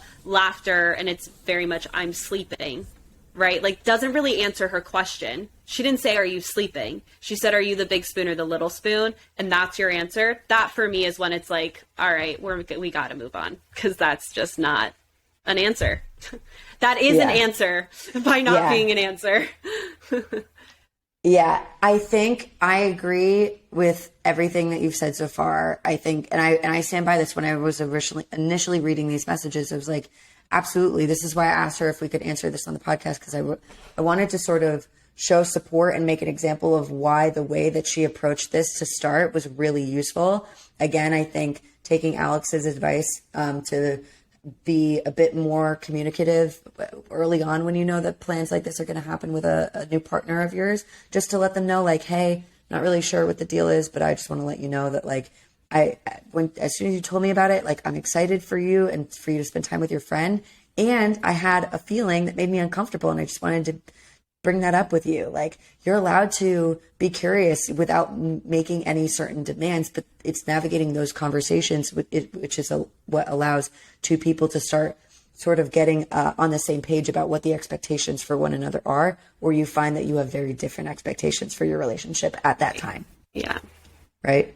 So, but what I do want to speak to as well is when someone has not answered in the way that we want them to, and it does trigger us and it does make us quite anxious. I can tell that she's anxious, and I can tell that it's making it feel like I need to make a decision about this person ASAP. I would challenge you to sit in that discomfort, give yourself space. Putting people on a timeline to answer, babe, the timeline only exists in your brain. True. Your man is, he sketchily answered a very valid question of yours. And he's also carrying on hanging out with this friend, not sure what she is in his life, just the same. He's on holiday, right? So, like, he's not going to be inclined to answer you, and he's not aware that he's on this 24-hour countdown. So, like, you got to get rid of the clock. You get to take as much time as you want to decide how this makes you feel. And if you come away from it after a couple of days to be like, I really didn't fuck with this. I didn't like how you answered to that. That's when you can decide, okay, what does this make me feel like I want to do with that experience now? Do I want to continue to talk to him about it? Do I want to bring this up? Do I want to see if we can hash this out? Do I want to end this because it just already doesn't feel like a good fit? That's fine. But we got to stop putting people on these arbitrary timelines just to feel like we have like room to make definitive actions about our anxious feelings. Right. Yeah, you are in control. Make your own decisions about your anxious feelings now. You ain't got to wait for anyone. Or not. Self-soothe and make a decision later, which is what I would really recommend. Self-soothe and make a decision later. Absolutely. The amount of times that I've heard Alex say, ooh, that made me feel some things. I'm going to need to sit with that. I'm going to process that. And I say that and I relate to that as well. But I think that it's beautiful because it's also extending a bit of kindness to yourself to say, I can't make a decision about this right now.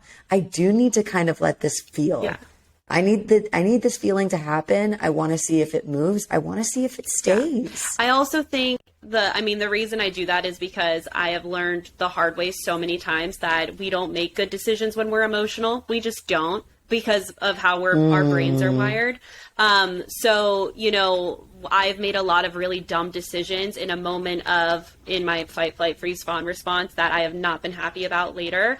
And that's why it's like, it is a form of self-love, because giving yourself the space to feel your feelings. And then the way that I talk of this entire time, don't try and meet someone with logic when you're emotional. Do the fucking same for yourself. Do not try and meet yourself with logic. Why do I care about my narcissistic ex? Why do I, this, that, and the other thing? Stop. Feel your freaking feelings, because you're not going to make progress judging yourself for being emotional, right? So feel your feelings, then make your decision. The other thing I want to say about this, because I feel like this comes up so much, girls, let me rephrase that. A lot of people who identify as women, I think, have been gaslit for a very long time into thinking that their intuition is needy, demanding, clingy, because we're now in a state with social media where we can see what our partners are liking and who they're following. And if our partners are following a bunch of OnlyFans people or models with their asses out or whatever, like, girl, by the way, if that's you, go off, do you. There's no judgment there. Everyone has a right to do their own thing on the internet.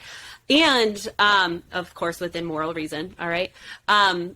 The other thing that is really important is that because now that's so acceptable, a lot of women or males have gaslit us into thinking that we're crazy or insecure if it bothers us. And I'm not okay with that. Yeah. And so I feel that this gal reached out to us because she's like, am I too sensitive? Is this something that other people would feel uncomfortable with? Or am I reading way too into this because of my toxic relationship? Yeah. And I just want everyone to say or know that a healthy partner who is truly someone who wants to be your partner would take a moment to understand what you've been through and how what they're doing with their life is making you feel. They would consider that. And if you were too scared to have the communication before this guy went, that is saying something about the lack of emotional safety you feel with this guy.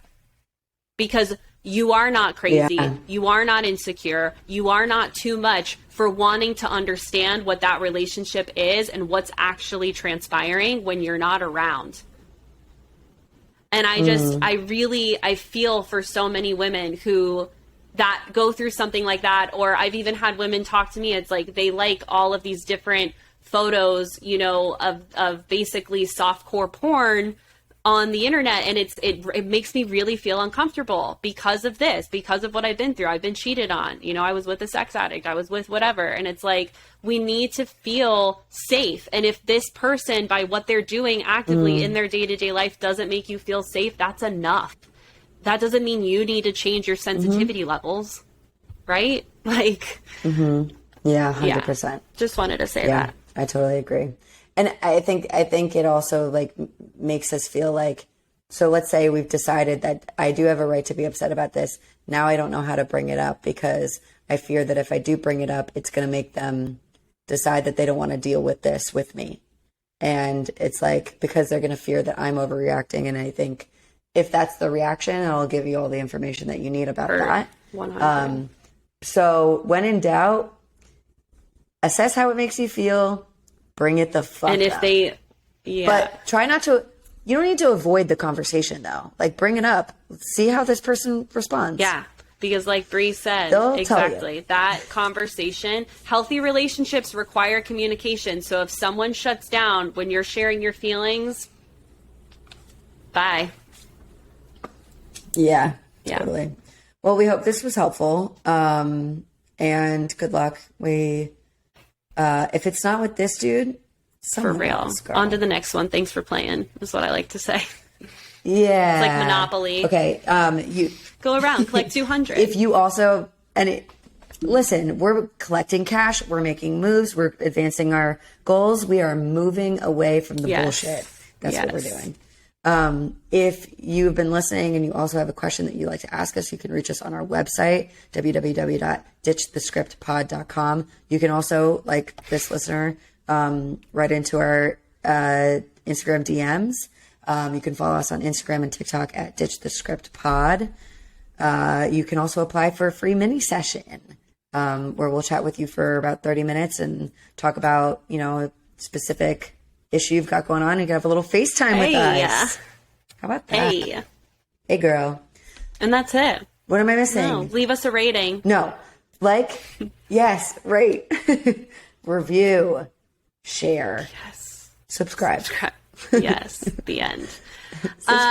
Love you guys. Bye.